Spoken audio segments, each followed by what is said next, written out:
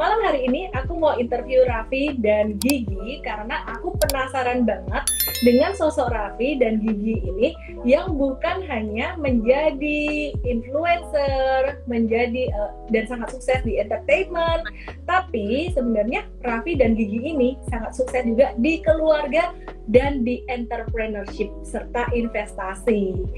Iya dong. Pastinya semuanya pengen jadi kayak Raffi dan Gigi nih. Ya, hidup bahagia, kaya raya, apalagi nih? Oh, Masya Allah, amin, amin. Ya, kita penasaran nih, Raffi, Gigi, kalian punya bisnis apa aja sih? Karena gosip-gosip mau IPO, aku juga bukan aku IPO karena orang lain mau IPO, karena orang lain banyak yang IPO, tapi aku juga sedang belajar. Kita juga kan misalnya mau beli saham, jangan kita beli saham karena si Raffi nih beli saham ini, jangan juga, kita belajar juga tentang saham itu. Ya jadinya itu yang harus kita pahami bersama-sama tuh anak generasi sekarang. Kita harus mempelajari karena memang sekarang bisnisnya itu udah bergeser. Jadi saham itu satu hal yang seksi yang perlu dipelajari juga untuk anak-anak muda sekarang. Mau dapat bimbingan intensif belajar saham dan referensi? Bisa tanya jawab secara intensif? Yuk! Daftar Mtrade sekarang di mtrade.id/whatsapp atau klik di bawah sini ya.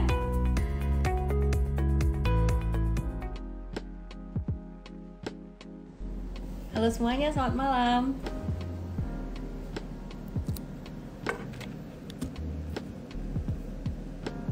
Hi everyone. Oke, teman-teman, selamat bergabung dengan Instagram Live saya malam hari ini. Nah, nanti jam 9 kita akan ngobrol dengan Raffi Ahmad dan juga Nagita Slavina. Pengen tahu dong pastinya gimana sih cara mereka menjadi seorang entrepreneur yang sangat luar biasa banget. Dan kabarnya perusahaan Raffi Ahmad ini akan segera di IPO kan loh gitu. Dan selain itu kita juga pengen belajar gimana pengalaman mereka dalam trading dan berinvestasi saham. Sempat beberapa waktu yang lalu tuh kan heboh ya, ada postingan satu saham dari Raffi Ahmad. Kita pengen tahu ya nanti gimana. Jam 9 kita akan ngobrol dengan Raffi Ahmad dan juga Nagita Slavina. Tapi pastinya malam ini sebelum kita ngobrol dengan dua orang yang sangat-sangat inspiring banget, baik di dunia hiburan, entertainment maupun sebenarnya di entrepreneurship. Saya sangat respect dengan Raffi dan juga Nagita di dalam entrepreneurship sebenarnya. Nah, saya mau bahas tentang saham-saham dulu nih teman-teman ya. Jadi saya mau bahas tentang saham-saham yang hari ini melaju pastinya dan juga dengan IHSG. Nah, kalau teman-teman perhatikan, Gigi suka lihat giginya. Teman-teman perhatikan IHSG setelah menguat selama 3 hari berturut-turut, hari ini ada satu candle merah tertahan di resisten sekitaran opening 6205 ya, di angka 6205 ini merupakan opening pada 29 Maret 2021. Nah, besok jam 10 pagi ada seminar di Mtrade, aku akan jelasin tentang ini, kasih lihat tentang ini buat teman-teman semuanya. Nah, teman-teman, hari ini tadi yang paling hype banget adalah saham Bukalapak. Dibuka listing pertama kali di melantai di bursa dan langsung opening, nggak tanggung-tanggung, langsung auto reject atas. Nah, hal ini menunjukkan bahwa investor retail ini sangat antusias sekali. Kenapa sih kok bisa tahu-tahu opening auto reject atas, nggak ada kesempatan itu saham bergerak dari bawah ke atas? Karena semuanya masang di harga auto reject atas. Jadi teman-teman kalau pengen dapat Bukalapak gimana besok? Tebakan saya sih, perkiraan saya, disclaimer juga ya teman-teman, Bukalapak ini bakalan dia auto reject atas beberapa hari berturut-turut. Dia bakalan arah beberapa hari berturut-turut. Jadi kalau teman-teman memang penasaran, memang pengen dapat saham Bukalapak ini, sekali lagi aku disclaimer juga, langsung aja pasang order di harga auto reject atas besok. Pastinya bukan dengan nominal yang ngawur dihajar beleh atas semuanya. Dan ini bukan bom-bom saham, karena memang ini analisis aku dari angka Bukalapak ini sangat oversubscribe sekali ketika dia lagi di IPO. Pre-IPO kemarin itu sangat oversubscribe-nya luar biasa banget, lebih dari 7 kali gitu. Nah, jadi teman-teman, kalau hari ini harga closingnya di auto reject atas 1060. Besok itu berarti di harga 1314 itu kalau dibuletin berarti 1310 atau 1320. Pasang aja di harga mentok atas gitu ya. Tapi nominalnya harus sesuai dengan resiko yang teman-teman bisa afford. Resiko yang bisa afford itu gimana sih? Gini deh, teman-teman, kalau misalkan saham yang teman-teman beli ini rugi 10-20%. Kira-kira siap nanggung kerugiannya tuh berapa? Jadi jangan terus semuanya dihajar bleh semua ya di angka 13-20 gitu, besok di angka arahnya gitu. Oke. Tapi kalau nggak ada sell, yang sell nggak mungkin dapat dong. Ya. Maka dari itu harganya jadi auto reject atas, offernya jadi 0, bidnya tinggi gitu. Oke, ya kita lihat aja. Oke. Itu aja sih yang saya bisa ngomong tentang Bukalapak. Selengkapnya tentang Bukalapak itu sebenarnya udah saya bahas di Instagram Live kemarin, yang which is juga udah dinaikin di YouTube mtrade_id selengkapnya.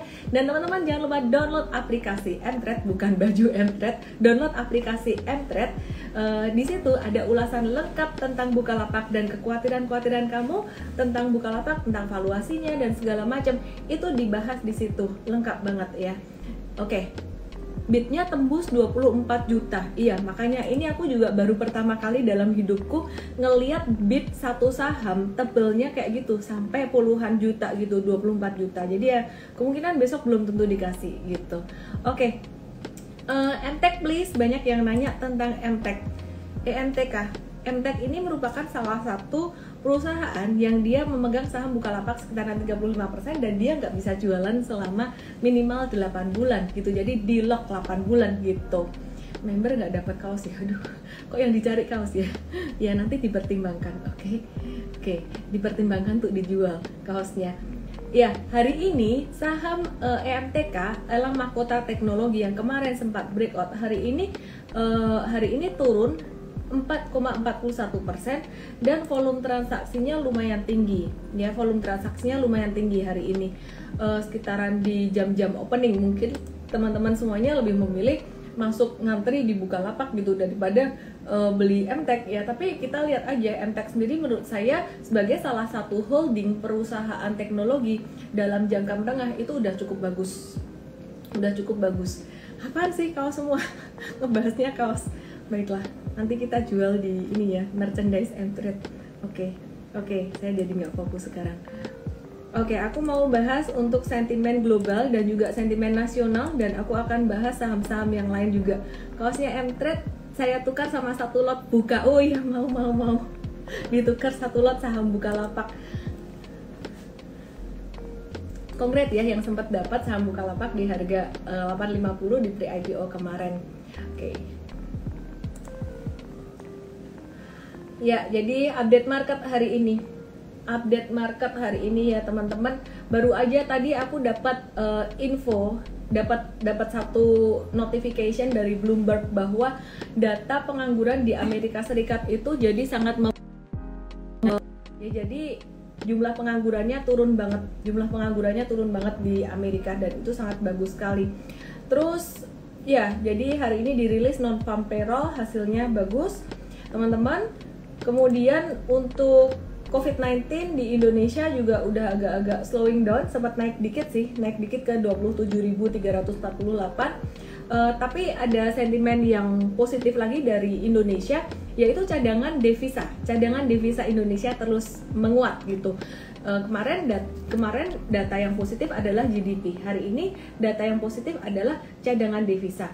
Nah, kenaikan cadangan devisa ini merupakan satu hal yang sangat positif buat perekonomian kita, dan juga nilainya udah di atas standar internasional, yaitu di atas kecukupan 3 bulan pembiayaan impor, dan posisi cadangan devisa kita setara dengan pembiayaan 8,9 impor gitu, dan cukup untuk pembayaran utang luar negeri pemerintah ya. Jadi ini data yang sangat bagus sekali. Bentar ya.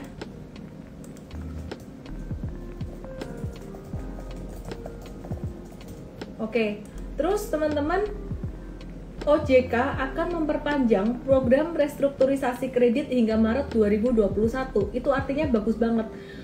ini banyak yang nanya saham-saham BHIT, BKSW dan kawan-kawan, nanti aku bahas juga ya teman-teman ya. Oke.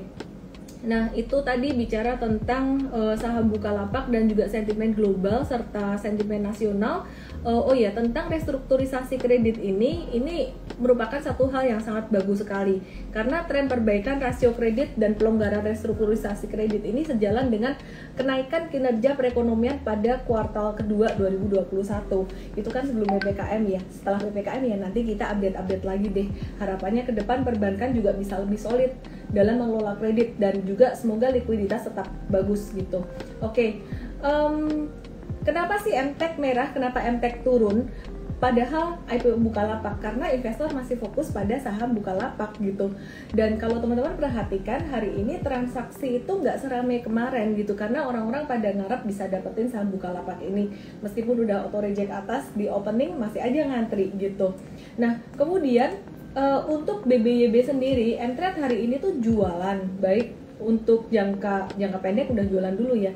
Jangka menengah ini kita jual dalam 3 minggu udah profit 180 sampai 203% ya. Kita ngelihat BBYB ini akan ada koreksi di area mungkin ada koreksi sedikit lah, akan bisa terkoreksi gitu. Supportnya di angka berapa sih BBYB?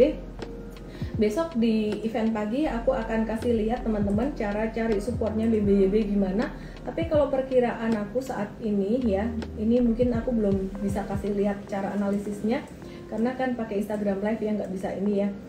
Perkiraan aku BBYB bisa koreksi itu kemungkinan antara 1200 sampai 1350 ya, 12 sampai 1350.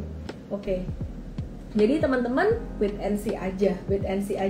Sementara itu hari ini tadi BABP lanjut naik ya, seperti perkiraan kami di MTrade bahwa BABP ini gerakannya akan bisa mirip kayak BGTG. Kemudian selain itu apa sih saham perbankan yang Senin nanti bisa event MTrade bayar berapaan? Besok gratis teman-teman, yang jam 10 pagi download aja aplikasinya. Cara masuknya ada banner di situ. Sorry ya teman-teman, aku kegerahan, aku mau ambil remote AC dulu. Selalu begini. 1 minute, 1 second. Oke. Ya, terus banyak yang nanyain baca gimana sih baca sebenarnya masih konsolidasi normal aja. Hari ini volume transaksinya juga kecil. Perkiraan saya sih banyak investor, banyak trader retail ini yang mereka juga lebih tertarik untuk ini ya, masuk di Bukalapak gitu. Sebentar ya. Oke, terus baca masih oke aja sih, dia masih konsolidasi normal.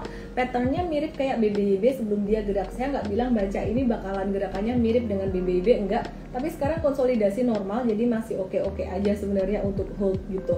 Kalau MTrade sendiri udah masuk sebenarnya dari angka maksimal kayaknya 478 atau 480-an gitu.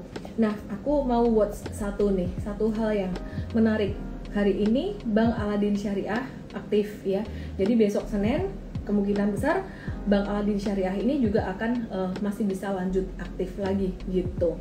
Terus kemudian yang menarik juga Bank Jago atau Arto hari ini mantul juga dari area supportnya, dan dalam jangka pendek tuh bisa menuju ke 18.400. Tapi kalau Bank Jago atau Arto aku nggak mau hold yang lama-lama lagi karena dia udah banyak banget naiknya. Jadi aku lebih ngelirik ke BBYB. Kalau ada koreksi lagi kita akan masuk, dan kemudian kita akan masuk juga di BANK sih baru jalan tadi ya, masih menarik gitu. Terus kemudian tadi ada yang nanya lagi tentang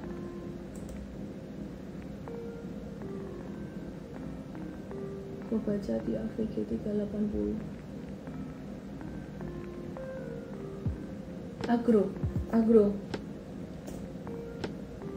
Agro konsolidasi aja teman-teman, dia udah naik banyak juga. Dia akan konsolidasi antara range 2.500 sampai 2860. aku sih belum terlalu tertarik ya dengan agro ini ya, karena dia udah naik banyak itu aja. Caranya supaya kita tidak terjebak beli di pucuk ya, belinya cari saham-saham yang mungkin baru keluar dari masa sideways-nya, bukan yang udah rally banyak. MTEK aku udah bahas tadi teman-teman, hari ini turun karena fokus investor retail tuh masih pada pengen banget beli saham Bukalapak gitu. Jadi mungkin mereka belum terlalu minat untuk beli saham yang lain gitu. Terbukti untuk saham-saham yang lain juga sebenarnya volume perdagangannya juga nggak terlalu setinggi kemarin. Oke. Kemudian MMLP lumayan aktif ya. Untuk MMLP sendiri lumayan aktif. Ini perusahaan apa sih sebenarnya? MMLP ini perusahaan properti penyewa gudang industri logistik dengan model third party logistik gitu. Kita akan bahas untuk strategi trading MMLP besok hari Senin di morning briefing Mtrade VIP untuk strategi teknikalnya. Nah, untuk MMLP sendiri tadi lumayan aktif dan mungkin hari Senin nanti masih bisa melanjutkan kenaikan. Mtrade udah masuk tadi ya. Kalau yang menarik dari MMLP adalah boom e-commerce ini, boom e-commerce juga akan mendorong kinerja dari MMLP, jadi ada dampaknya juga. Nah, pada tahun 2020 kemarin Bank Indonesia itu mencatatkan nilai transaksi marketplace besar 253 triliun atau naik 20,4% dari tahun sebelumnya. Nah, kenaikan itu diperkirakan masih terjadi tahun ini dan proyeksi pertumbuhannya 33,2% tahunan. Nah, tren itu jadi salah satu dorongan bagi kinerja MMLP, mengingat 25% dari tenan MMLP merupakan e-commerce gitu. Jadi MMLP ini sangat diuntungkan sekali dengan boom e-commerce-nya. Apa hubungannya sih? Dia tuh merupakan perusahaan properti yang menyewakan gudang industri logistik dengan model third party logistik gitu. Jadi saat ini MMLP itu punya 13 gudang dengan net leasable area seluas 368.000 meter persegi dan juga land banknya 440.000 meter persegi gitu. Oke. Dia juga melayani 49 penyewa, diantaranya adalah Unilever dan Lazada. Nah, yang menarik juga Friend juga aktif, Excel juga lumayan aktif. Ya, teman-teman mungkin bisa jadi watchlist buat besok Senin. Kalau Mtrade sih sebenarnya udah entry duluan gitu. Nah, untuk NFCX ini labanya melesat 500%. Sahamnya masih belum liquid, tapi labanya melesat naik 500% ya. Jadi mungkin teman-teman bisa watch saham ini. Dia naik 500% secara tahunan year on year atau naik jadi 182,6 miliar gitu. Itu aja teman-teman yang saya mau bagiin sebelum saya ngobrol dengan Raffi dan Nagita. Saya akan invite Coach Andre Benas dari Mtrade ID. BTPS gimana? Sebentar, aku bahas BTPS ya. BTPS naik jangka pendek dari downtrendnya dia kemungkinan akan masuk masa sideways dulu. Resistennya di 2.700, supportnya di 2.220. Kita belum tertarik untuk di BTPS ini sih, lebih ke BBTN-nya instead of BTPS. Halo Coach Andre. Halo, How are malam. you? Sehat? Good. Sehat. Oke. Kembali aku perkenalkan, mungkin teman-teman baru bergabung. Aku kenalin Coach Andre Benas. Beliau adalah Chief of Equity Research dari Mtrade ID. Mtrade ID adalah platform edukasi saham ya khususnya ya, dan juga edukasi untuk capital market.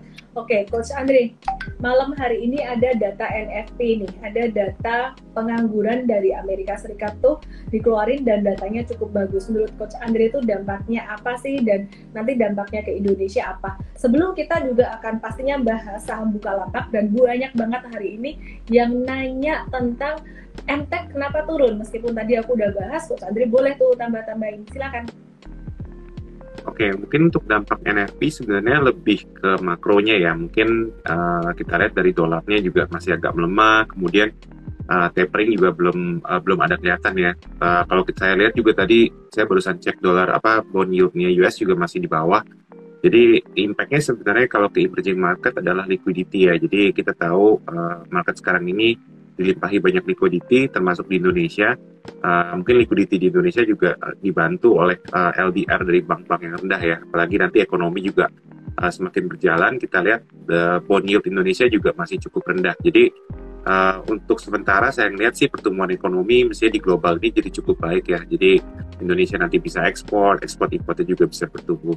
Jadi saya lihat impact-nya sih positif ya untuk global market, karena kalau US bagus, overall kan banyak negara yang trade sama dia ya. Jadi ekspor import jalan, harga komoditi juga positif.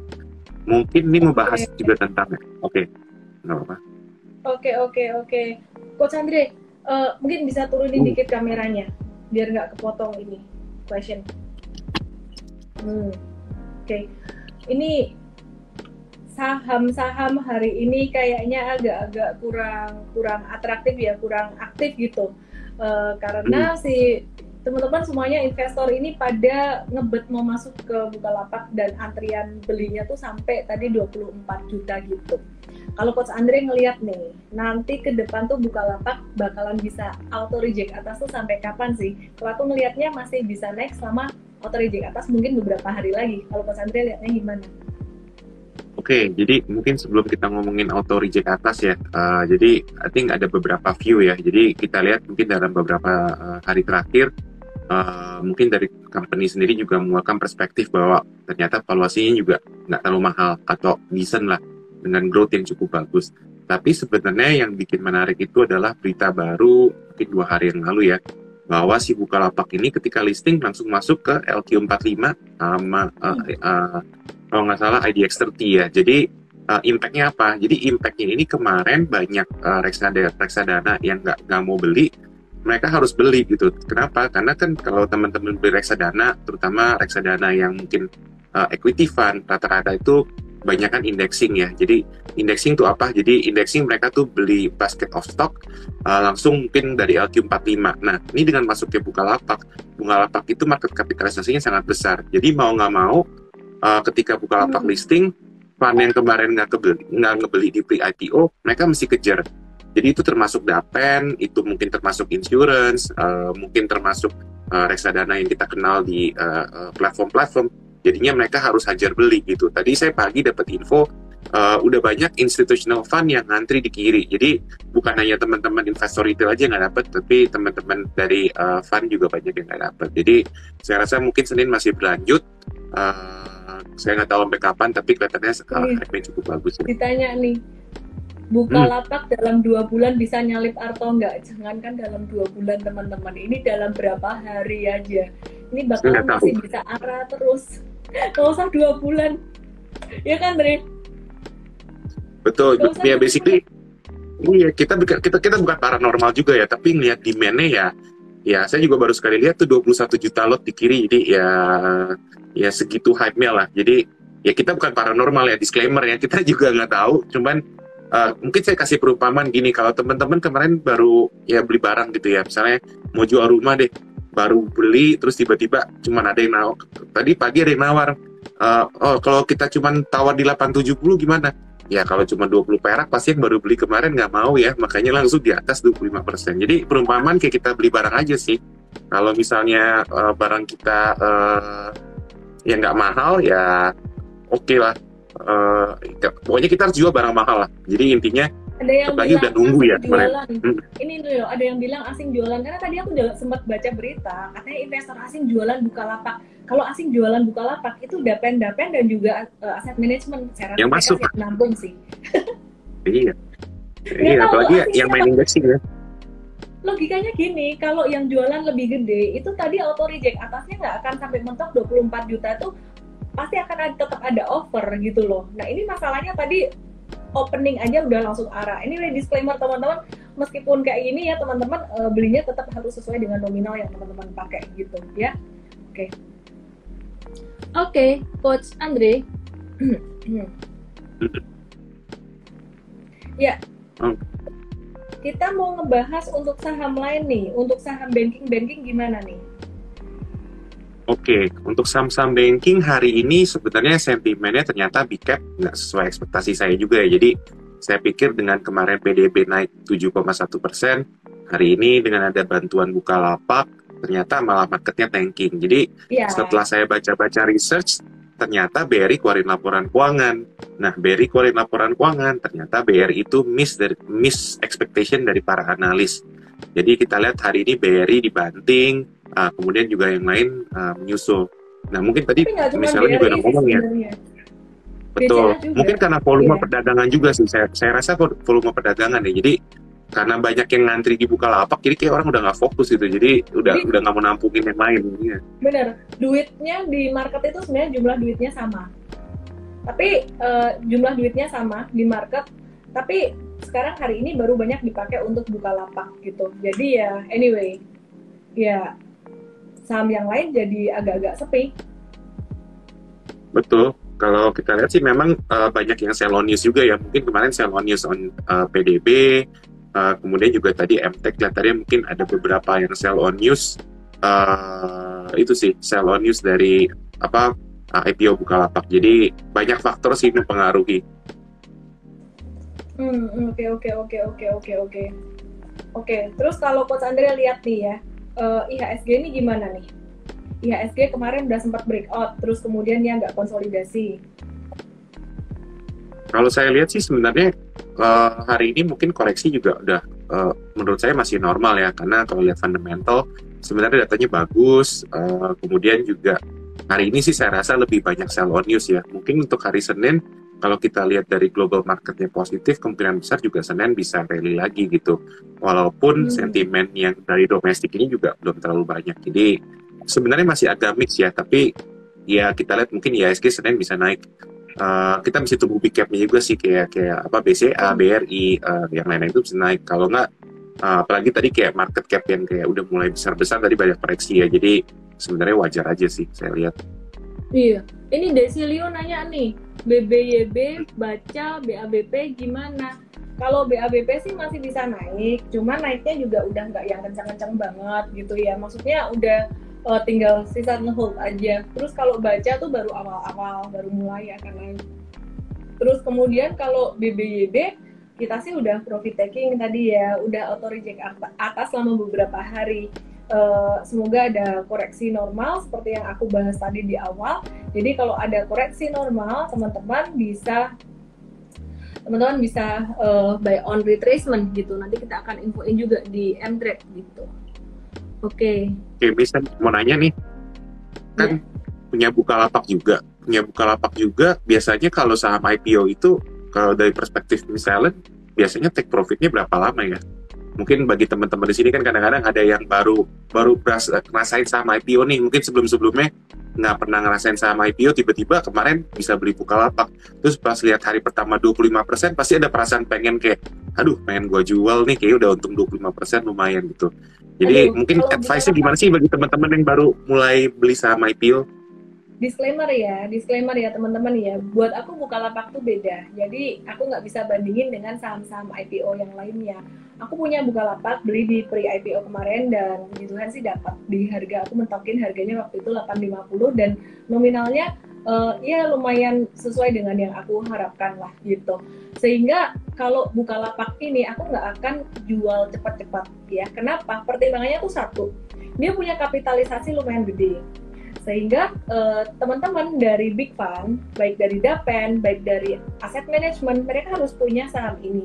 Karena kan kalau kapitalisasi dia gede, nah dia punya bobot terhadap penghitungan indeks itu juga besar. Dan investor-investor institusi, mereka harus punya saham-saham yang memang kasih bobot besar terhadap perhitungan indeks, biar kinerja mereka tuh paling nggak sama dengan IHSG atau lebih baik. Itu poin yang pertama. Poin yang kedua, investor-investor di Bukalapak ini sekitaran 90 atau 95% itu di lock 8 bulan. So what gitu. Jadi kalau di lock 8 bulan ya harapannya bisa naik lebih jauh. Tapi nanti saya akan pantau lagi, saya akan update lagi baik secara fundamental maupun secara teknikalnya gitu. Aku sih masih nge-hold. Anyway, ini Raffinya udah ready. Kita akan ngobrol lagi bersama dengan Coach Andre besok di Mtrade jam 10 pagi dan acara jam 10 pagi besok gratis. Langsung aja download aplikasi Mtrade dan klik besok di acara jam 10 pagi. Kita ngomongin reksadana dan juga saham. Dan jam 4 sore besok acara VIP bersama dengan Raffi Ahmad, Nagita Slavina dan juga manajemen dari DMMX. Kita mau tahu bagaimana bisnis mereka. Coach Andre, thank you ya, stay healthy. Saya mau invite Raffi Ahmad. Good luck. Thank you. Raffi, aduh gemetar nih aku. Aku mau ketik Instagramnya Raffi Nagita 17. Kenapa sih aku invite Raffi? Karena nggak ada Raffi. Karena aku mau belajar bagaimana Raffi berbisnis, melakukan ini entrepreneurship.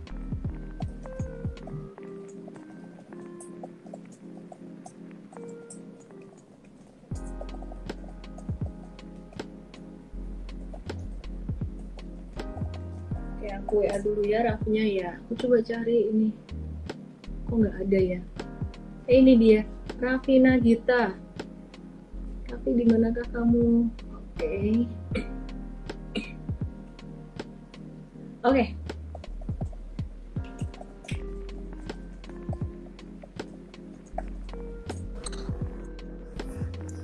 Halo. Hai. Hai, selamat malam Gigi. Halo Raffi. Thank you banget ya. Hai Raffi dan Gigi. Kabar? Good.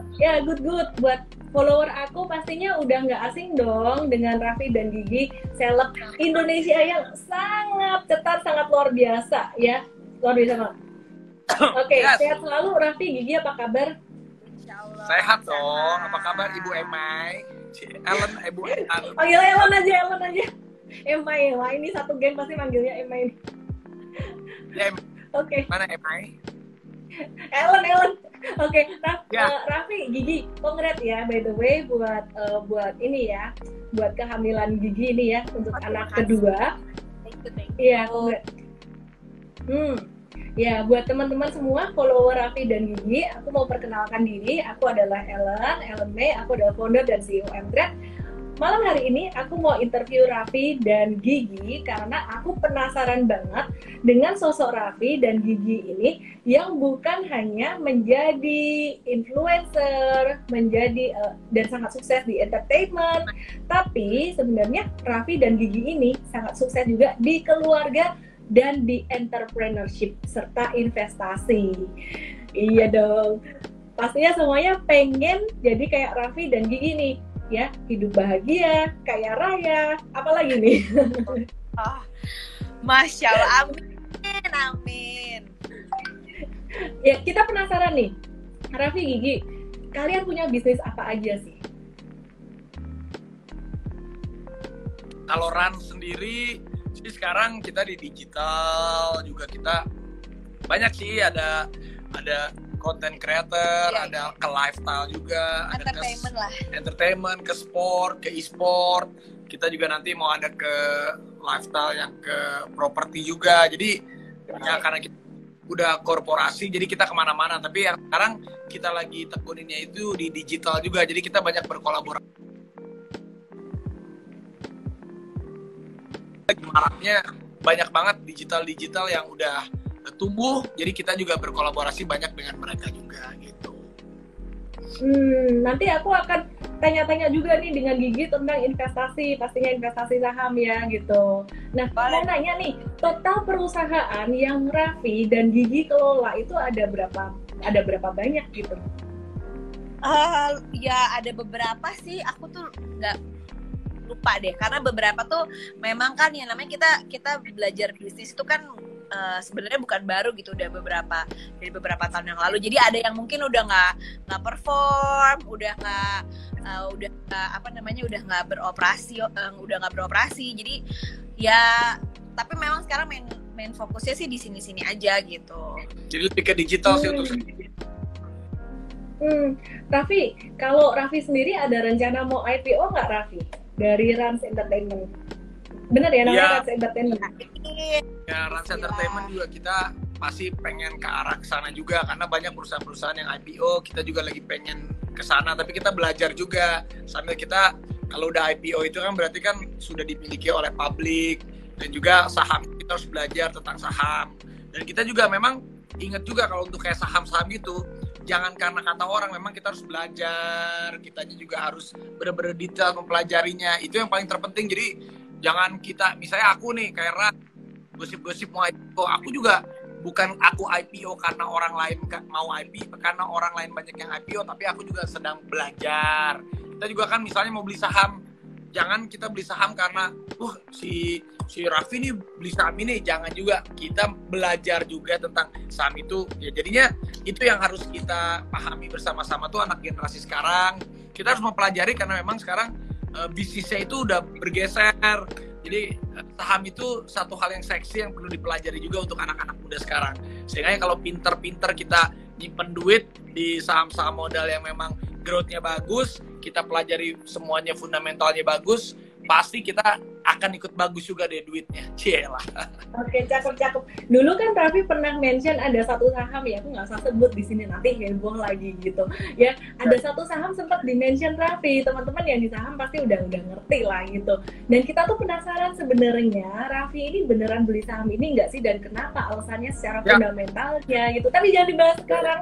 Itu jawabannya besok aja. Jam 4 sore besok ada acara Zoom bersama dengan Raffi Ahmad, Nagita Slavina, Mtrade, dan juga dengan emiten DMMX ya. DMMX nih emiten apa ya, Raffi, Nagita ya? Kira-kira terus ada kerjasama apa sih dengan DMMX ini kira-kira? Nah, sebenarnya aku kalau sebutin sekarang takutnya nggak surprise sama di. Oh gitu ya, besok aja ya. Sama di MMX kita banyak kerjasama. Nanti juga ada lagi nih yang mau kita announce. Aduh, kalau aku ngomong, tapi nanti deh biar besok aja. Jangan, kalau masih konfidensial jangan. Ya, karena masih konfidensial juga. Jadi memang kayak waktu itu aku, contoh yang tadi Ellen May bilang, yang aku promoin, itu aku bukan promoin, memang aku beli. Aku waktu itu karena innocent aja. Aku bilang kan, ya aku beli ini memang naik. Tapi maksudnya, ya kalaupun itu saham ya jangan karena aku gitu. Karena aku sih bener-bener dong. Waktu itu karena aku beli beneran, aku hanya testimoni aja gitu. Jadi, dan ya kebetulan nih ya, kalau misalkan ngikut, sahamnya naik terus ya. Iya. Ya balik lagi kan sebenarnya kalau kayak gitu kan rezeki udah ada yang ngatur ya. Iya. Kita mah cuma bisa. Kita juga harus belajar. Itu yang paling. Jadi kita harus belajar, jangan kata orang juga bahaya.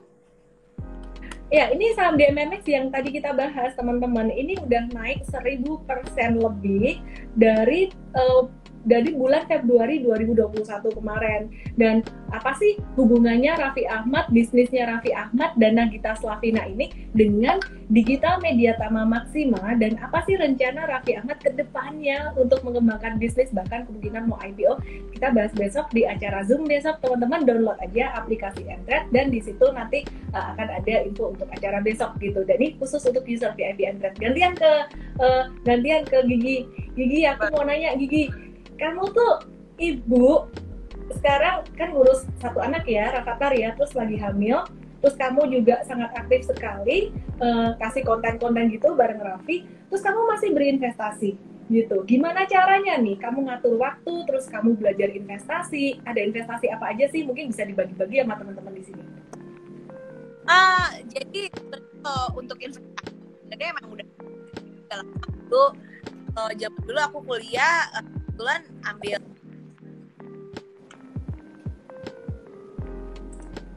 halo sorry sempat mati ya. Jadi emang belajar dulu tuh awalnya karena kuliah gitu, karena dulu kuliah kalau ya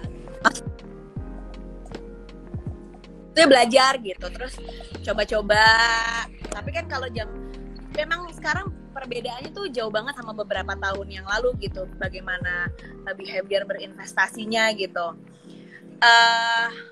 Ya kalau zaman dulu sih aku dari dulu mulainya dari nabung, terus suka ditawarin gitu kalau misalnya mau masuk saham. Zaman dulu kan reksadana ya, portfolio gitu. Ya belajar sedikit-sedikit karena mungkin relate juga sama dulu pelajaran kuliah gitu. Terus baru kalau dulu tuh sebenarnya lebih kayak suka ya take it for granted lah gitu kan, anak udah nabung gitu dibanding masukin ke dalam tabungan. Cobalah main saham gitu, main itu juga mainnya juga cuman ya gitu-gitu doang. Tapi ternyata semenjak pandemi ini kan memang kayaknya semangatnya tuh semua orang kan kesini gitu. Jadi mau nggak mau tuh jadi sekarang sambil kerja terus sambil ngurus anak ya tiap pagi jam 9 ya paling nggak pasti mantau gitu kayak gitu-gitu, pengen lihat pergerakannya. Jadi karena sekarang juga zamannya digital, jadi udah nggak ada, kalau buat aku ya udah nggak ada lagi cerita kita tuh cuman ya take it for granted, ya udahlah yang naik biar naik, yang turun biar turun, nanti ujung-ujungnya yang penting naik gitu. Tapi kan sekarang kan karena digital tinggal Google aja gitu, saham A, saham B, saham C gitu. Kenapa kita harus beli, rekomendasinya apa, terus kenapa, terus lihat bukunya juga kayak gimana gitu. Jadi nggak ada kata gara-gara ngikut gara-gara si A si B gitu sih. Jadi emang kita kalau dikasih rekomendasi ya balik lagi harus ngecek lagi sih gitu. Bener-bener Bisa dilakukan bisa dilakukan sama siapa aja, mau kita kerja juga, mau kita ngurus anak tuh sebenarnya nggak ada alasan juga buat nggak cari tahu, karena segampang itu gitu nyari taunya. Inspiring banget ya. Jadi teman-teman semuanya di sini, ibu-ibu, teman-teman semuanya, para wanita, ayo empower diri kita dengan berinvestasi, karena investasi bisa dilakukan di mana aja. Dan aku mau highlight kata-kata Gigi tadi yang bagus banget sebenarnya. Meskipun kamu dapat rekomendasi saham dari siapapun, lo mesti tahu alasannya apa di balik semuanya itu. Dan aku benar-benar respect banget nih, surprise banget gitu ya. Gigi tuh rajin banget sampai ngebaca bukunya, which is fundamentalnya gitu. Dan ya, aku juga sangat respect sekali juga dengan Raffi yang sangat tangguh sekali dalam mengembangkan bisnisnya, terus masih bikin konten juga segala macam. Oke, Gigi, aku mau nanya lagi nih tentang pengalaman kamu investasi saham. Pernah nggak sih kamu ngalamin pengalaman terburuk kamu dan pengalaman terbaik kamu? Mungkin di sini nggak perlu disebut nama sahamnya deh ya, karena influence-nya Gigi dan Raffi ini luar biasa, jutaan follower gitu. Nanti kalau sampai ini ada yang dengar kan, aduh nggak enak, nanti dikira pom-pom saham gimana. Mungkin pernah diceritain rugi sampai berapa persen? Sektor aja nggak apa-apa. Waktu itu di sektor apa? Terus untung berapa banyak dan pelajarannya apa? Kalau rugi banget tuh sebenarnya alhamdulillah tuh belum pernah. Ya rugi adalah pasti naik turun, tapi balik lagi sebenarnya di saat alhamdulillahnya aku udah emang precautious dari awal, dari sebelum ngambil. Ya kan sebenarnya kan gini, kalau misalnya naik turun itu biasa gitu. Dulu aku pernah gitu diajarin dulu sama ada seseorang gitu dari di bank gitu, dulu pernah punya pengalaman. Sebenarnya pengalamannya mama sih gitu. Kalau ngelihat saham itu, kalau zaman dulu ya, kita tuh ngelihatnya tuh nggak bisa per hari gitu. Ngelihatnya tuh jangka panjang, karena kan kita menaruh trust, menaruh investasi itu nggak bisa kayak kalau sekarang tuh orang tuh harapannya tuh cepet gitu. Kalau zaman dulu kan semuanya tuh pasti berkembang kalau kita naruhnya di tempat yang benar gitu. Ya naik turun tuh biasa gitu. Yang penting kan end goals-nya tuh apa gitu. Kalau semasa si perusahaan itu bekerja dengan baik, ya pasti ada naiknya, nggak mungkin enggak gitu. Kalau turun-turun sedikit itu kayaknya ya kalau diliatin terus ya pasti jantungan ya, apalagi kalau kita masukinnya gede. Tapi ya memang harus belajar, ya balik lagi kita lihat gitu, memang apakah perusahaan itu kerja bener atau enggak, atau cuma dimain-mainin doang ya. Itu kan memang harus kita cek sendiri gitu. Dengan kayak gitu padahal kita tahu gitu, oke, memang kita harus cabut kah gitu, memang kita harus cut loss atau memang harus dilanjutin gitu. Wah, ini ngerti cut loss juga di waktu cut loss rasanya apa? Pertama kali cut loss, terus kesel nggak? Kayak aduh males, aku jadi males di saham ini, rugi atau gimana gitu?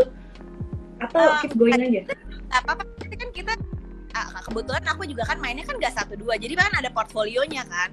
Jadi kalau misalnya kita di sini minus, ya palingnya di tempat itu nggak hanya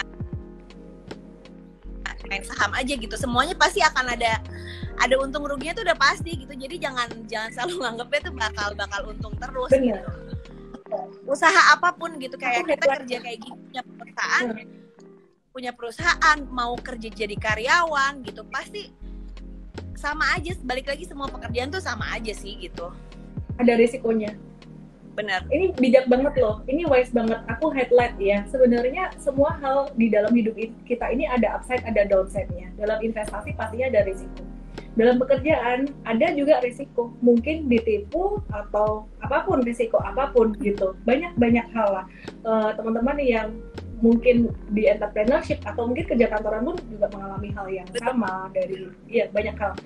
Jadi teman-teman jangan cuma mikir cuannya aja, ingat-ingat dengan resikonya juga. By the way, kayaknya kita bakalan nyambung banget nih Gigi.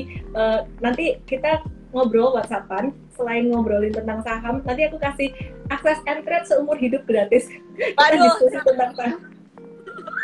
Terus habis itu aku mau diskusi sama kamu gimana kulit kamu itu kinclong glowing banget gitu. Waduh. Halo Rafathar. Halo, sehat. Hai. Aku juga udah nanam saham lagi baru. Ini udah mau lahir nih. Gimana aku tuh? tanam saham baby. Aku tanam saham baby. Hobinya baby ya. Itu sangat menginspirasi buat bapak-bapak di Indonesia. Ayo rajin-rajin tanam saham baby malam ini. Aduh. Raffi, aku mau nanya nih Raffi. Kamu kan berawal dari seorang yang sangat berhasil di dunia entertainment gitu. Nah, Raffi sekarang tuh kan ngembangin bisnis, entrepreneurship. Tantangannya apa sih? Terus pertama kalinya bisa ke entrepreneurship tuh gimana? Kayaknya tuh ya kalau aku perhatiin ya, kalau teman-teman yang lain, teman-teman yang sangat luar biasa juga di dunia ini selebriti Indonesia, itu bisnisnya antara fashion atau make up atau mungkin juga makanan dan seterusnya yang mungkin blue ocean banget yang teman-teman semuanya banyak pakai gitu. Tapi Raffi ini out of the box menurut aku, dimana Raffi dan Gigi ini ambil sektor bisnisnya secara digital ya, secara digital, dan dari tadi disebut digital terus.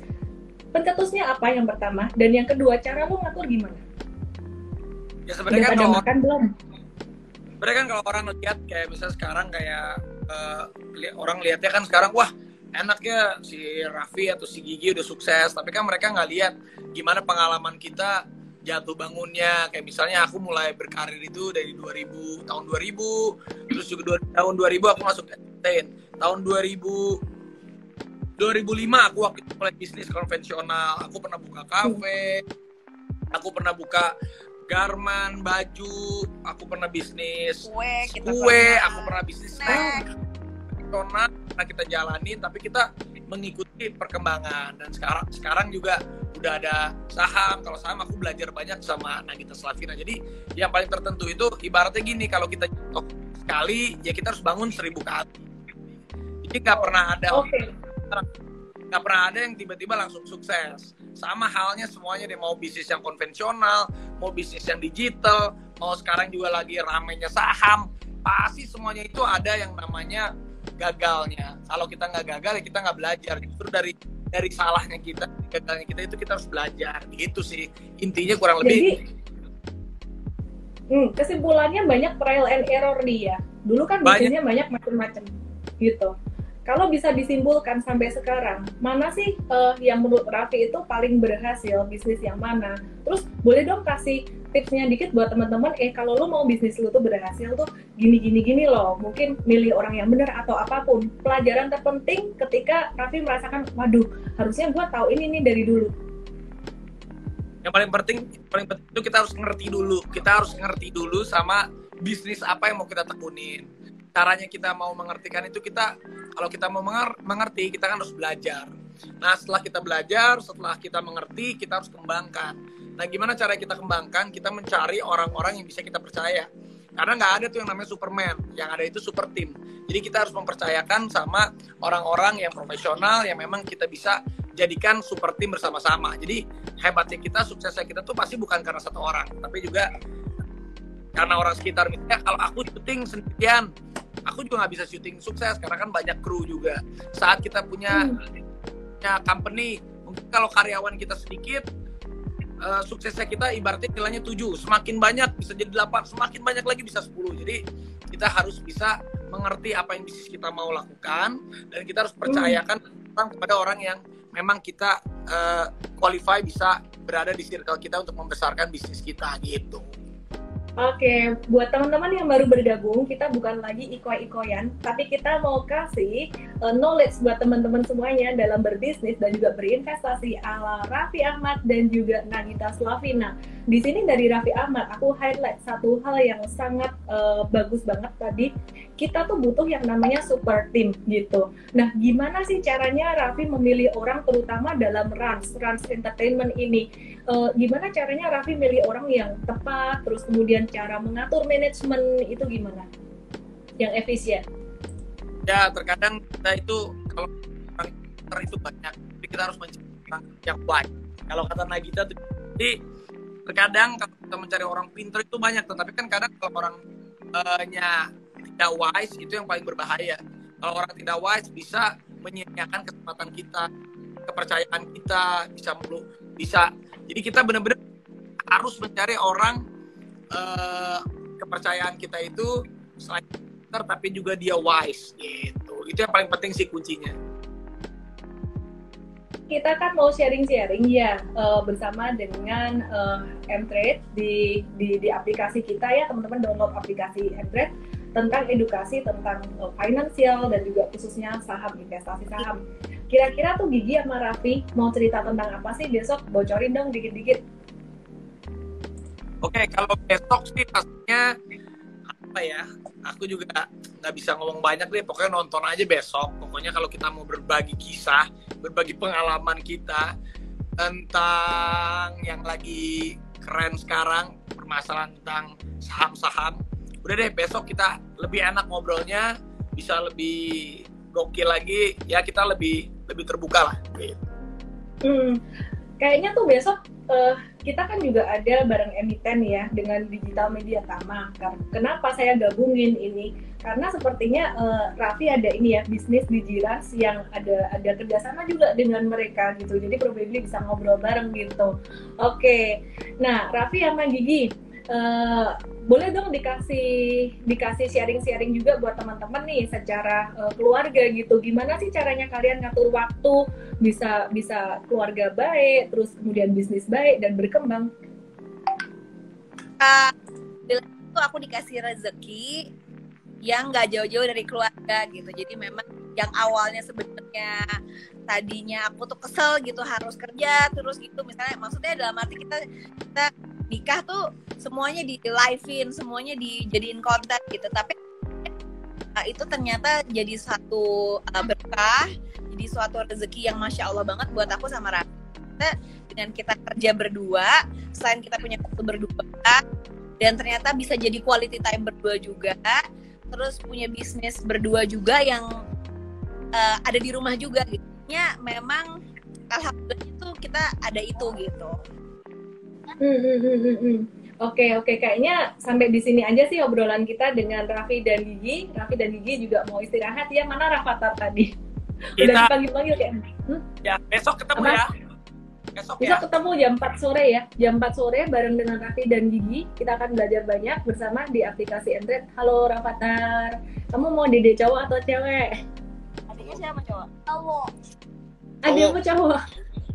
Adik cowok ya. Nanti Cowok minta lagi ya, nambah lagi nama papa ini, minta papa nabung saham baby cewek. Oh, Setahun satu. Oke, sehat selalu keluarga Rans, Raffi dan Nagita. Aku personally sangat respect dengan kalian, luar biasa banget.